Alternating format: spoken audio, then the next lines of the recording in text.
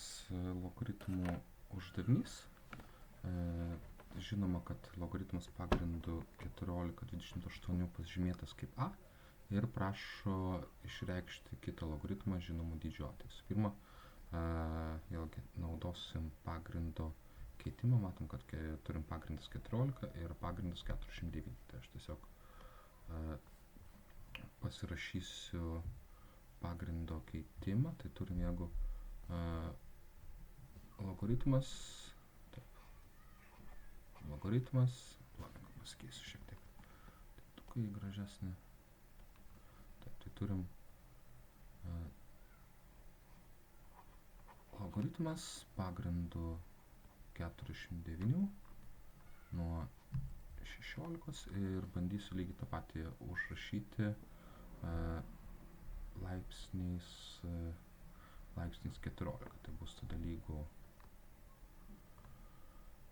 logaritmas laipsnių 14 tiek skaitiklyje, tiek vardiklėje. Tai aš tiesiog surašau, kad keičiu laipsnį, logaritmas irgi 14. Tai išreiškiu žinomų laipsnių. Taip, dabar kas bus skaitiklėje? Tai skaitiklėje tai, kas buvo logaritme, tai skaitiklį rašau tada 16. Į vardiklį tada bus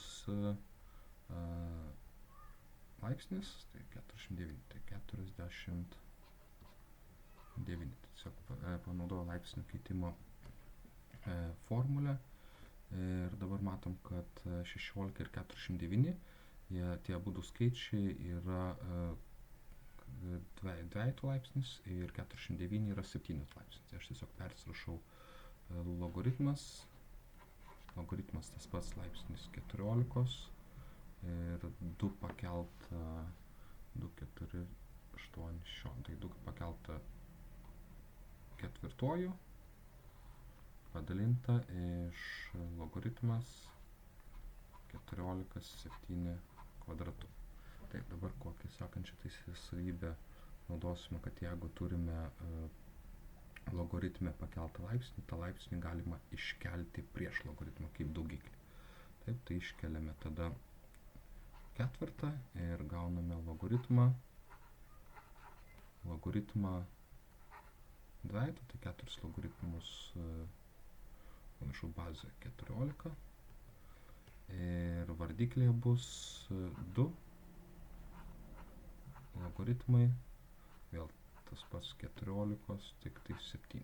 Taip, dabar reikia grįžti į pradinę sąlygą, kadangi jau čia daugiau prastinti kaip ir neišeina, pabandyti išsireikšti, šiek tiek susiprastinti pradinį uždavinį. Gerai, tai dabar turime skaičius septynetą ir dvejetą. Matom, kad septynetas ir dvejetas yra daugikliai, būtent 28.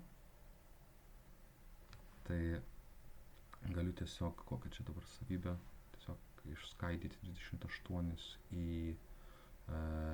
sandaugą. Taigi pakeičiu, jeigu žinau, kad mano A yra lygu logaritmas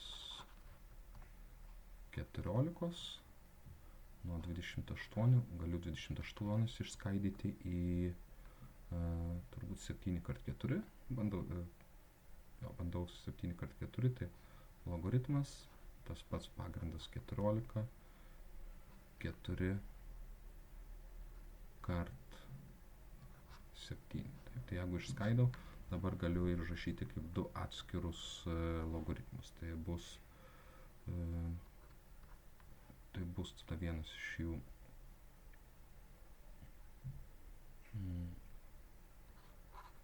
logaritmas pagrindu 14 nuo, aišku, 4 yra 2 kvadratu, tai tiesiog galiu įrašyti kaip 2 kvadratu ir vietoj to kvadrato tiesiog galiu aš tą kvadratą nukelti iš laipsnio į daugiklį. Taip, ir tada plius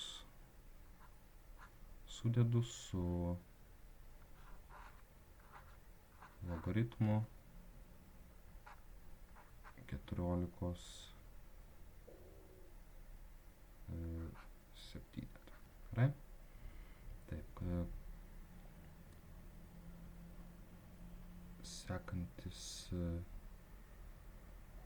sekantis veiksmas. Čia turbūt niekas daugiau neišsiprasna. Pabandysiu išskaidyti dar kitų būdų. Pabandysiu išskaidyti galiu skaidyti kaip 14. Pabandysiu išskaidyti kitų būdų. A lygu logaritmas 14 ir vietoj 4 ir 7 galiu imti 14 kart 2. Tai paėmęs 14 kart 2, vėlgi lygiai tą patį metodą naudosiu, bus logaritmas 14, kas nusiprastins į 1, plus logaritmas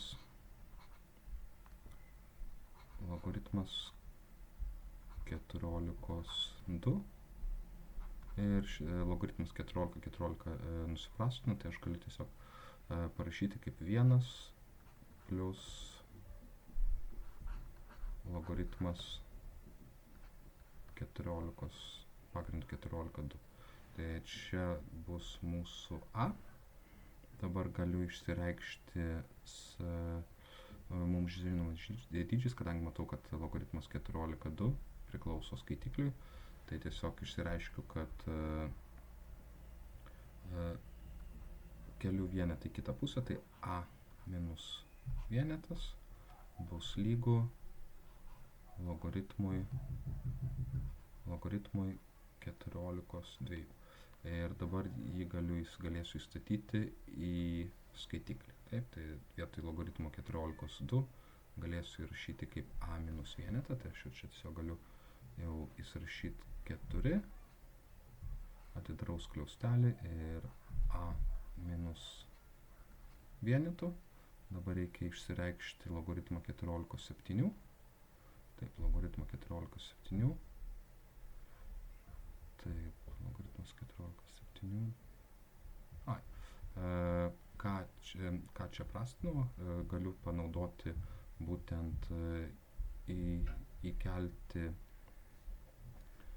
paimsiu kitą spalvą, gal kokią geltoną, galiu įkelti logaritmą pagrindu 14 2 į šią išraišką ir tada išsireikšti, kam bus lygus logaritmas 14 7. Tai dabar tą ir įstatau. Tęsim toliau, tada naudoju būtent šią lygtį. Tai dabar A yra lygu 2. Tiesiog vietoj logaritmus 14 2 įsistatau A minus vienetas. Tai aš tiesiog A minus vienetas. Ir turiu dar pridėti logaritmą 14 7. Tai plus logaritmas 14 7.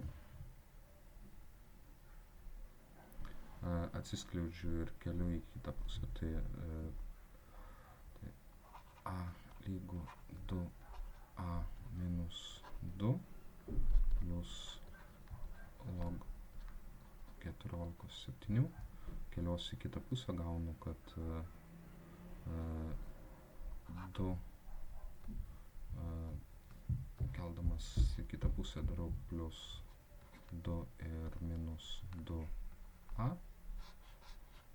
Tai tiesiog 2.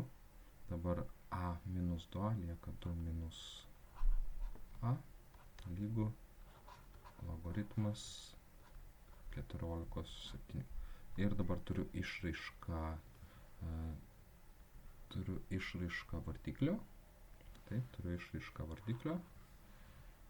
Įsistatau į vietoj logaritmus 14 7 2 minus a. Tai vardiklis bus šis dvejetas lieka, atidarau skliaustelius 2 minus a. Tada išprastinu dvejetą ir ketvirtą išprasminu dvejetą ir ketvirtą. Šiek tiek pasididins čia man, šiek tiek neužtenka vietos.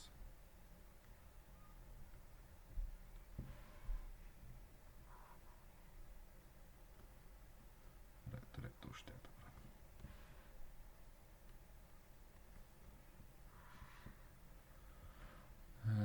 Taip, dvejetą suprasminu, lieka 2 skliausteliai a minus vienetas iš